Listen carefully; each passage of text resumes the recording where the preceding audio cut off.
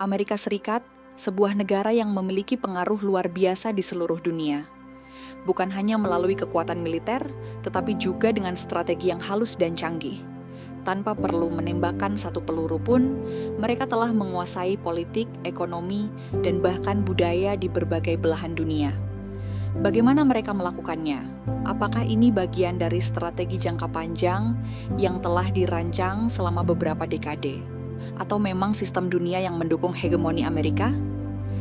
Dalam video ini, kita akan mengupas bagaimana Amerika Serikat membangun dominasi globalnya tanpa harus berperang secara langsung.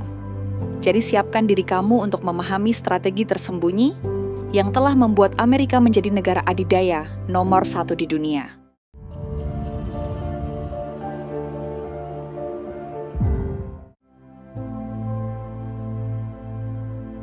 Tahukah kamu, saat ini Amerika memiliki lebih dari 750 pangkalan militer yang tersebar di lebih dari 80 negara di dunia. Dari Jepang hingga Jerman, dari Korea Selatan hingga Qatar, kehadiran militer Amerika begitu luas dan mendominasi. Ini bukan sekadar pertahanan, melainkan sebuah strategi geopolitik yang sangat efektif. Mari kita ambil contoh di Jepang dan Korea Selatan. Setelah Perang Dunia Kedua dan Perang Korea, Amerika tidak hanya meninggalkan jejak militer di sana, tetapi juga menanamkan pengaruh mereka di sektor ekonomi dan politik. Pangkalan militer ini memungkinkan Amerika untuk mengontrol kawasan strategis seperti Asia Timur, yang berdekatan dengan China dan Rusia. Dengan kehadiran ini, Amerika bisa memberikan tekanan kapan saja jika diperlukan. Tapi bagaimana Amerika bisa mendapatkan izin untuk mendirikan pangkalan di negara lain? Jawabannya adalah diplomasi dan perjanjian bilateral. Amerika seringkali menjanjikan perlindungan kepada negara-negara yang mereka anggap sebagai sekutu. Dengan alasan keamanan, mereka membangun pangkalan yang sebenarnya bukan hanya untuk melindungi negara tersebut, tetapi juga untuk mempertahankan kepentingan mereka sendiri.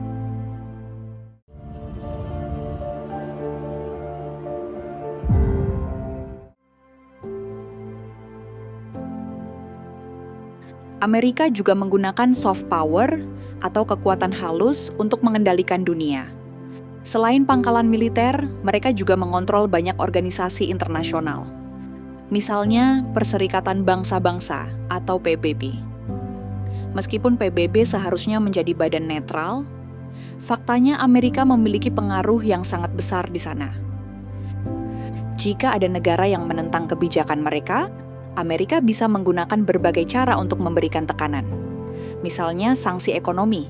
Negara seperti Iran, Venezuela, dan Rusia telah merasakan bagaimana sanksi ekonomi bisa melumpuhkan pertumbuhan mereka. Selain itu, Amerika juga aktif dalam intervensi politik. Mereka mendukung pemimpin yang sejalan dengan kepentingan mereka dan menggulingkan pemerintahan yang dianggap mengancam hegemoni mereka. Contohnya, banyak kudeta yang terjadi di Amerika Latin dan Timur Tengah, di mana Amerika secara langsung atau tidak langsung terlibat dalam menggulingkan pemerintahan yang tidak sesuai dengan kepentingan mereka.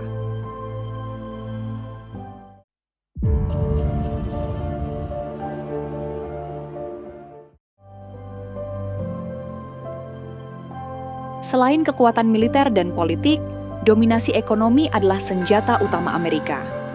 Dolar Amerika adalah mata uang cadangan global.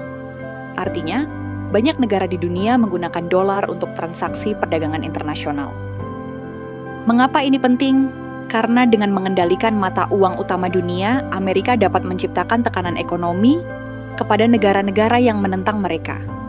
Jika sebuah negara tidak mengikuti kebijakan ekonomi Amerika, mereka bisa mengalami krisis keuangan karena keterbatasan akses terhadap dolar. Selain itu, Amerika juga mengendalikan lembaga keuangan global seperti Bank Dunia dan IMF. Negara-negara yang mengalami krisis seringkali bergantung pada pinjaman dari lembaga ini. Namun, pinjaman tersebut seringkali disertai dengan syarat yang menguntungkan kepentingan Amerika. Misalnya, negara peminjam harus menerapkan kebijakan ekonomi yang lebih pro-Amerika, seperti membuka pasar bagi perusahaan multinasional dari AS.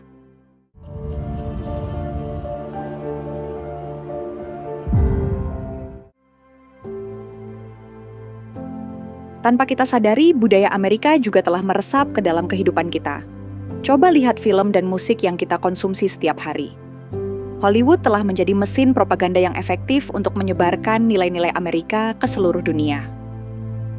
Selain itu, perusahaan teknologi seperti Google, Facebook, dan Apple juga mendominasi dunia digital.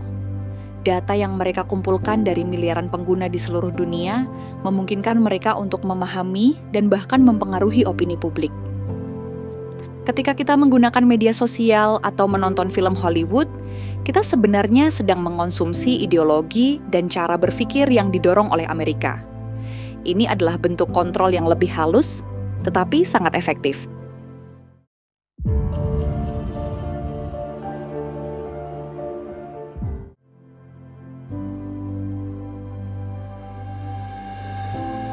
Dengan semua kekuatan ini, pertanyaannya adalah, apakah dunia bisa lepas dari dominasi Amerika?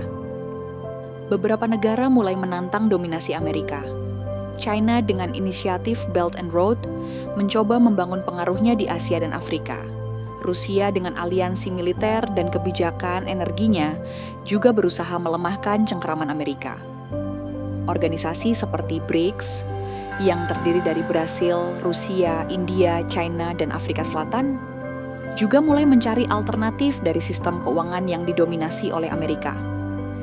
Namun, sejauh ini, Amerika masih memiliki keunggulan.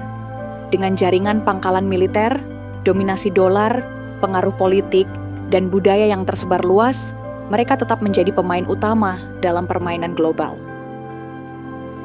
Mungkin di masa depan, peta kekuatan dunia akan berubah. Tapi untuk saat ini, Amerika tetap menjadi negara yang mendominasi dunia, tanpa perlu menembakkan satupun peluru.